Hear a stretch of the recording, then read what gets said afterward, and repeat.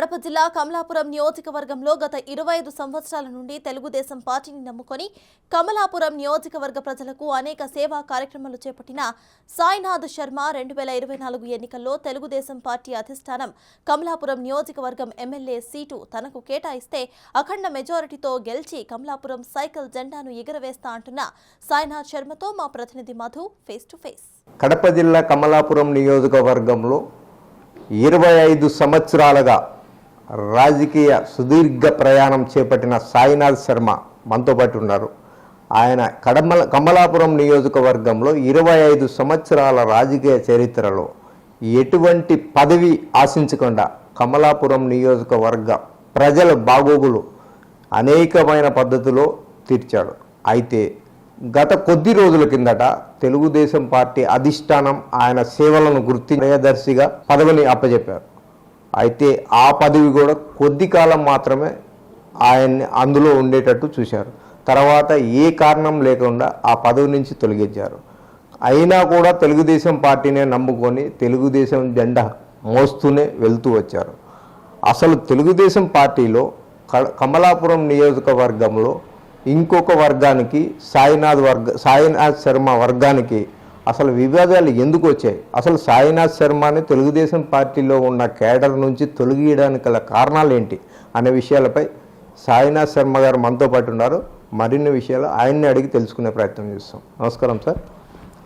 గత 25 సంవత్సరాలుగా రాజకీయ సుదీర్ఘ ప్రయాణంలో ఏ పదవి ఆశించకుండా కమలాపురం నియోజకవర్గ ప్రజలకి అనేకమైన సంక్షేమ పథకాలు కావచ్చు, అభివృద్ధి కావచ్చు, ప్రజలకు ఎటువంటి ఆపద వచ్చినా నేనున్నాను అంటూ ముందుకొచ్చి అనేకమైన కార్యక్రమాలు చేపట్టారు.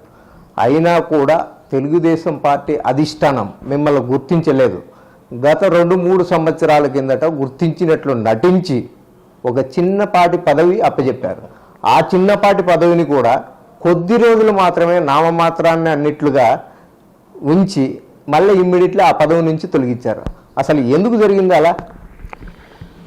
ఒక ముఖ్యమైన విషయం. Thank you for big TV. ముఖ్యంగా నేను సేవే నా యొక్క లక్ష్యంగా పనిచేసేటువంటి వ్యక్తిత్వం నాది. సేవను ప్రాతిపదికగా తీసుకొని సేవే లక్ష్యంగా పనిచేస్తూ నా చేతనంతవరకు సేవ చేయాలనే ఒక సంకల్పంతో నేను ఫస్ట్ సమాజంలో ముందుకు రావడం జరిగింది. 1993లో నేను యువజన సేవా సంస్థను ఏర్పాటు చేసి అక్కడి నుంచి సేవా కార్యక్రమం మొదలుపెట్టి చేస్తూ ఉన్నాం. తర్వాత మీరు చెప్పినట్టు తెలుగుదేశం పార్టీ యొక్క విధానాలు తెలుగుదేశం పార్టీకి ఆకర్షితులే. ఖచ్చితంగా ఆ పార్టీ అయితే ప్రజలకు దగ్గరగా ఉంటుంది, సేవ చేస్తాన ఉద్దేశంతో తెలుగుదేశం పార్టీ పట్ల మనం మక్కువ అవుతా వచ్చినాం. అట్లా తెలుగుదేశం పార్టీ అనుబంధం మొదలైంది. తెలుగుదేశం పార్టీకి తరపున మేము ప్రత్యక్షంగా పరోక్షంగా అనేక రకాలైన సేవలు పార్టీకి చాలా కాలంగా చేస్తూ వచ్చినాను. నేను ఆ ప్రొఫెషన్లో ఉన్నప్పటికీ కూడా అనేక రకాలైనటువంటి సేవలను పార్టీకి చేస్తూ పార్టీ యొక్క స్టాండర్డ్ గ్రామ స్థాయిలో పార్టీని మా చేతనైనంత వరకు మేము దాన్ని ఎస్టాబ్లిష్ చేయడానికి విశ్వ ప్రయత్నాలు చేయడం జరిగింది. అట్లాగే పార్టీ చేసినటువంటి సేవలకు ప్రత్యేకంగానే చంద్రబాబు నాయుడు గారు గుర్తించి రాష్ట్ర కార్యదర్శిగా నియమించడం జరిగింది. రాష్ట్ర కార్యదర్శి నియమించిన తర్వాత తెలుగుదేశం పార్టీ యొక్క ఈ రాష్ట్రంలో ప్రభుత్వం మారిన తర్వాత 2019లో ఎప్పుడైతే వైసీపీ పార్టీ అధికారంలోకి వచ్చిందో అప్పుడు తెలుగుదేశం పార్టీ యొక్క శ్రేణులన్నీ కూడా కడప జిల్లాతో పాటు కమలాపురం ప్రాంతంలో కూడా పూర్తి నిస్తేజంలో పడిపోయినటువంటి పరిస్థితి ఏర్పడించింది. పూర్తిగా ఎవరైనా అసలు బయటికి వెళ్ళి తెలుగుదేశం పార్టీ కార్యకర్త అని చెప్పుకోవాలంటే కూడా చాలా అవమానంగా ఫీల్ అయ్యేటువంటి పరిస్థితి. చీప్ చూస్తారు అవతల అధికారులు కావచ్చు, తర్వాత వైసీపీ నాయకులు కావచ్చు, వైసీపీ కేడర్ కావచ్చు. తెలుగుదేశం పార్టీ అంటేనే అదేదో ఒక కాలి కింద దుమ్ములాగా ఇసుక రేణులాగా చూసే పరిస్థితి ఏర్పడింది. ఆ నేపథ్యంలో తెలుగుదేశం పార్టీ యొక్క జెండా పట్టుకొని తిరిగి తెలుగుదేశం పార్టీ కార్యకర్తలు ధైర్యాన్ని స్థైర్యాన్ని నింపి ప్రతి వీధి ఊరు వాడ తిరిగాం. తెలుగుదేశం పార్టీని ఖచ్చితంగా మళ్ళా యథాస్థానానికి తీసుకురావడానికి చంద్రబాబు నాయుడు గారు నా మీద పెట్టేటువంటి బృహత్కర బాధ్యత నిర్వర్తించాలనే ఉద్దేశంతో ముందుకెళ్ళాం. ఆ విధంగా ముందుకెళ్ళడంలో నాకు చాలామంది నాకు ఉన్నటువంటి నా మిత్రులు, ఆప్తులు, ఆత్మీయులు, స్నేహితులందరూ మనస్ఫూర్తిగా సహకరించడం జరిగింది. ఒకటే అనుకున్నాం, అధికార పార్టీ తెలుగుదేశం జెండా పట్టుకుంటేనే కేసులు పెట్టే పరిస్థితి వచ్చింది. మేము జెండాగా అసలు ఎట్లా చేశామంటే లోకేష్ గారి బర్త్డేకు ఫస్ట్ సంవత్సరంలోనే, అధికార పార్టీ వచ్చిన ఫస్ట్ సంవత్సరంలోనే ఈ 175 నియోజకవర్గాల్లో ఎవరూ చేయని విధంగా ప్రభుత్వ ప్రజా వ్యతిరేక విధానాల చైతన్య యాత్ర అని చెప్పేసి వారం రోజుల పాటు లోకేష్ బర్త్డేను వారోత్సవాలు చేయడం జరిగింది. ఈ 175 నియోజకవర్గాల్లో లోకేష్ బర్త్డేను వారోత్సవాలుగా నిర్వహించినటువంటి ఏకైక నియోజకవర్గము మాదే. నేను దగ్గరున్న కార్యక్రమాన్ని నియోజకవర్గంలోని 6 మండలాల్లో 5 మండలాల యొక్క కార్యక్రమాన్ని విజయవంతంగా చేశాం. అప్పుడే ప్రజల్లో చైతన్యం తీసుకొని రావడం జరిగింది. ఎవరే కానీ ఒక సభ పెట్టాలంటే భయపడే పరిస్థితి, ఒక మీటింగ్ ధర్నా చేయాలంటే భయపడే పరిస్థితి, ర్యాలీ చేయాలంటే భయపడే పరిస్థితి, పోలీసులు వచ్చేది కేసులు పెట్టేది లోపలేసి విచ్ఛిన్నం చేసేది ఒక కార్యక్రమం. అట్లాంటి నేపథ్యంలో కష్టపడ్డాం కాబట్టి పార్టీ గుర్తించింది అనుకున్నాం.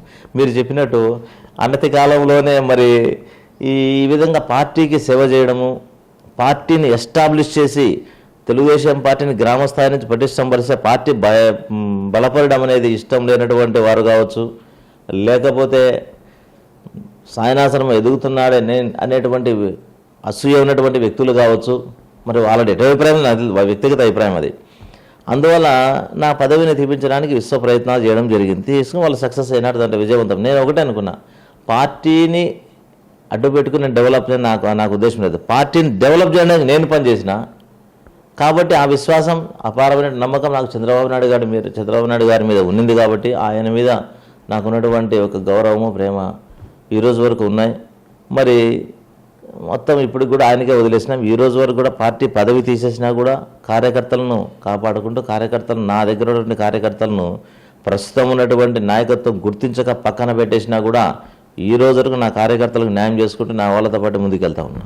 అయితే వైఎస్ఆర్ కాంగ్రెస్ పార్టీ అధికారం చేపట్టి 5 సంవత్సరాలు పూర్తవుతుంది.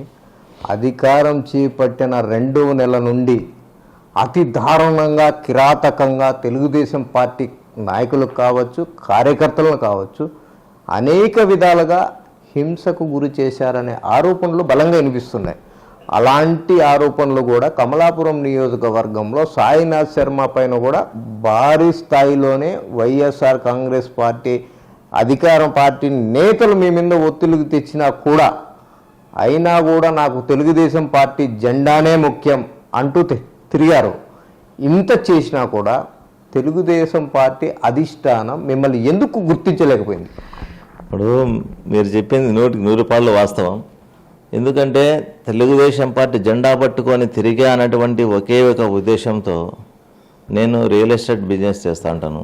నేను చేసేటువంటి బిజినెస్లో భాగంగా నేను కొన్నటువంటి భూములన్నిటినీ కూడా లోకల్లో ఉన్నటువంటి ఎమ్మెల్యే గారు కావచ్చు, వైసీపీ లీడర్ కావచ్చు, వీళ్ళందరూ కూడా కలిసి సీఎం దగ్గరికి వెళ్ళి పిటిషన్లు పెట్టించి అనేక రకాల నా మీద నేను కొన్నటువంటి భూములన్నింటినీ కూడా బ్లాక్ లిస్ట్లో పెట్టించడం జరిగింది. దాదాపు 70-80 కోట్ల రూపాయల నష్టాన్ని నాకు వైసీపీ గవర్నమెంట్ అధికారం వచ్చినటువంటి 3-4 నెలల్లో నష్టం చేశారు. నాకు భయపడేవాడైతే వాళ్ళకి సరెండర్ కావాలని, వాళ్ళంటే మాకు సరెండర్ కావాలని చేశారు. నేను ఒకటే చెప్పిన, నాకే బుద్ధి పోరాటమే నా యొక్క లక్ష్యం, కానీ సరెండర్ ఏది లేదు. చంద్రబాబు నాయుడు గారిని నమ్మాము, ఆయన నా మీద విశ్వాసం చూపినాడు, ఆయన మీద ప్రేమ ఉంది, పార్టీ మీద ఉంది. అప్పుడు లోకల్గా ఉన్నటువంటి నాయకుల మీద నాకు చాలా మంచి ప్రేమ అభిమానాలు ఉన్నాయి. కాబట్టి ధైర్యంగా ముందుకెళ్ళాం, చేశాం. వాళ్ళు ఎన్ని ప్రలోభాలు పెట్టినా లొంగల, ఎన్ని రకాల ఇబ్బందులు గురి చేసినా వెనకడుగు వేసి పార్టీ కోసం పనిచేశాం. మరి ఎందుకు పార్టీ కోసం నిజాయితీగా పనిచేయడం అనేది పార్టీకి నచ్చలేదు. దాదాపు దాదాపు 70-80 కోట్ల రూపాయలు నా భూములను బ్లాక్ చేయడంతో పాటు నాకు సంబంధించినటువంటి అనేక వ్యవహారాలలో వాళ్ళు బ్లాక్ చేయడం జరిగింది. ఆర్థికంగా చాలా ఇబ్బంది పెట్టే ప్రయత్నాలు చేశారు. అయినా ఏ బుద్ధు తగ్గల, శిరస్సు వంచి ఒక దగ్గరికి వెళ్ళి దేశాన్ని ప్రాధపడలే. పార్టీ కేడర్ను, నాకు సంబంధించినటువంటి వ్యక్తులను ఎక్కడైనా సరే విచారించండి మీరు. ఎక్కడే కానీ పోలీస్ స్టేషన్లో కావచ్చు, ఎంఆర్ ఆఫీసుల్లో కావచ్చు, బయట కావచ్చు, ప్రజల్లో కావచ్చు, తలదించుకునే పరిస్థితి ఏ బుద్ధి రానిలే. నాకున్నటువంటి ఏరియాలో నన్ను నమ్ముకునే కార్యకర్తను అంటే అంతటి పోరాటం చేశాం. కాబట్టి దాదాపు నా మీద ఈ 4 సంవత్సరాలు నా పోరాటంలో 18 క్రిమినల్ కేసులు పెట్టారు. 18 క్రిమినల్ కేసులు. ఈ రాష్ట్రంలో లోకేష్ గారి తర్వాత అన్ని కేసులు ఉన్న నెక్స్ట్ వ్యక్తి నేనే. అంటే ఇన్ని కేసులు ఎందుకు పెడతారు? ఎప్పుడైనా కార్యక్రమం చేస్తేనే పెడతారు కదా. మరి ఇతరుల మీద ఎన్ని కేసులు ఉన్నాయి, జిల్లాలో మిగతా లీడర్ ఎంత మీద కేసులు ఉన్నాయి, నియోజకవర్గంలోనే ప్రాతినిధ్యం వహించిన వ్యక్తుల మీద ఎన్ని కేసులు ఉన్నాయి ఒకసారి చూసుకోండి. అంటే ప్రజల్లోకి వెళ్ళి పోరాటం చేస్తేనే కేసులు పెడతారనేది ప్రత్యక్షంగా తెలిసిన విషయం. అందులో వైసీపీ మీద కేసులు పెడితే ఇంకా వాళ్ళు చేయరని, వాళ్ళు ఎన్ని కేసులు పెడితే అంత ఎక్కువ పోరాటం చేస్తూ వచ్చాం కాబట్టి తెలుగుదేశం పార్టీ కేడర్లకు ధైర్యాన్ని స్థైర్యాన్ని నింపినాం కాబట్టి పార్టీ కేడర్ ఉత్సాహంగా ముందుకెళ్ళింది. ఈసారి కూడా అఖండ మెజారిటీతో వైఎస్ఆర్ కాంగ్రెస్ పార్టీ గెలిచి తీరుతాదని ఛాలెంజ్ చేస్తున్నారు వైసీపీ నేతలు. దీనిపైన మీరేమంటారు?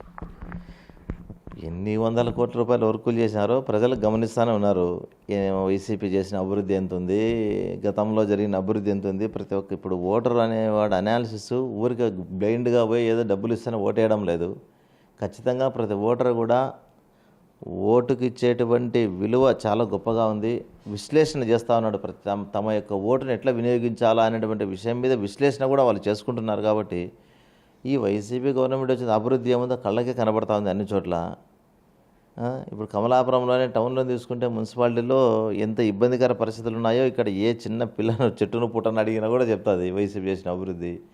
ఇంకా పల్లెల్లో గ్రామాల్లో అంటే అందరికీ తెలిసిందే, రోడ్ల పరిస్థితి దగ్గర నుంచి ప్రతి ఒక్కటి ఇబ్బందిగానే ఉంది. అయితే వాళ్ళు చేసినటువంటి గ్రామ సచివాలయ వ్యవస్థ అనేది ఒక మంచి వ్యవస్థ కానీ అందరూ చెప్తున్నారు కాబట్టి, అయితే దాంట్లో కూడా ఆశించినటువంటి పరిస్థితులు స్థాయిలో అవి పనిచేయలేదనేది ఒక అభిప్రాయం ఉంది. మొత్తం ఈ 100 కోట్ల రూపాయలు ఎన్ని వందల కోట్లు చేసేది ఎక్కడ ఊరికి నోటి మాటలు చెప్తున్నారు కానీ రికార్డెడ్గా చూపించి ఈ పని ఇన్ని 100 కోట్లతో ఈ కార్యక్రమం పూర్తిగా జరిగి విజయవంతమైంది. దీనివల్ల ఇంతమంది ప్రజలకు ఉపయోగం జరిగింది, ఇంతమంది బెనిఫిట్ పొందినారు, ఈ ప్రజలందరికీ కూడా ఇన్ని కోట్ల రూపాయలు నిధులు ఉపయోగపడినాడని చెప్పేటువంటి ఎక్కడ కూడా ఆ విధానం లేదు.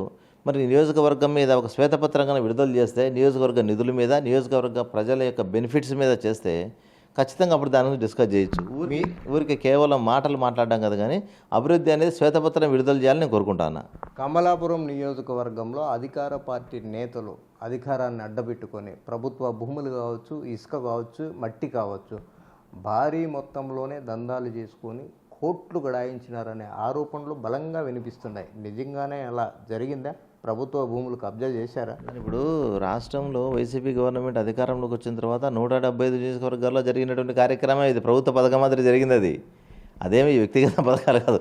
ఆ విధంగా చేయడం అనేది ఇసుక దోపిడీ కావచ్చు, తర్వాత ఈ భూముల కబ్జాలు కావచ్చు, ఇవన్నీ కూడా ప్రభుత్వ పథకంలో భాగంగా జరిగినటువంటి విధానంగానే వాళ్ళ నాయకులందరూ భావించి చేశారా. కానీ స్పెసిఫిక్గా కమలాపురం నియోజకవర్గం ఒకటే కాదు, అన్ని చోట్ల జరిగిందే. కాబట్టి ఆ ప్రభుత్వ పథకాల అమలులో భాగంగా ఇది కూడా ప్రభుత్వ పథకం అనుకుని అమలు చేశారు. కానీ అన్ని చోట్ల ఇదేం స్పెసిఫిక్ ఏం కాదు, అన్ని చోట్ల చేయడాన్ని అన్ని చేస్తూనే ఉన్నారు, జరిగిపోతూనే ఉన్నాయి.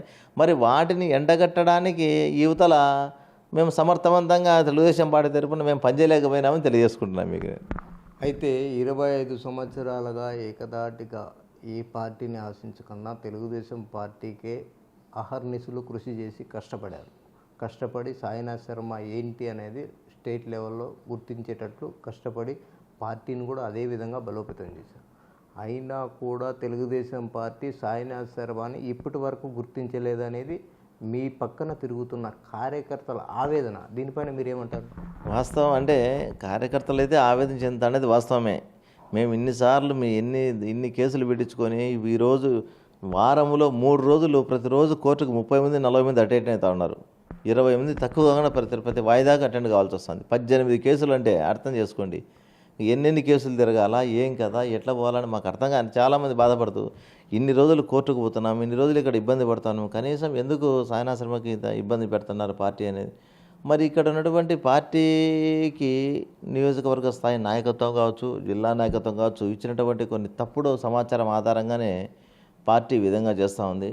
నేను ఒకటే అనుకున్నా, నిజాయితీ ఎప్పటికైనా ధర్మమేవ జయితే, నిజాయితీ గెలుస్తుంది, నిజాయితీ మా ఆయుధం అనుకున్నాం. అందువల్లనే పార్టీ గుర్తించకపోయినా పార్టీలో ఉండాలనే ఉద్దేశంతో ఈరోజు పార్టీలో కొనసాగుతున్నాం. కాబట్టి ఆ చివరి నిర్ణయం పార్టీకే వదిలేసినాం. కాబట్టి పార్టీ తీసుకున్న నిర్ణయం మీద వరకు మేము కూడా ఆధారపడి ఉన్నాం.